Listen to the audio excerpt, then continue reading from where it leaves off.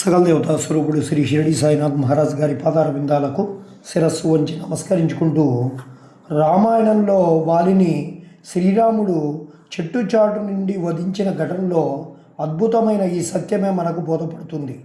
మితిమీరిన అహంకారంతో విషయలోలుడై వాలిని శ్రీరాముడు చెట్టుచాటు నుండి వింటిని సంధించి సద్విచారాన్ని కలుగజేయడంలోని అంతరార్థం ఇదే. అంటే బాహ్యంగా దుఃఖాన్ని కలుగజేసినటువంటి రాముని బాణం వాలి అంతరంలో సంస్కరణం చేసి రాముని చరణాలను శరడు వేటేటట్లు చేసింది. సరిగ్గా అలానే సద్భక్తుని జీవనంలో సద్గురువు అదృశ్యంగా గడింపజేసే దుఃఖపూరిత ఘటనలు సద్భక్తుని యొక్క అంతరంగిక సంస్కరణకై దారితీసి సద్గురువు చరణాలను శరణు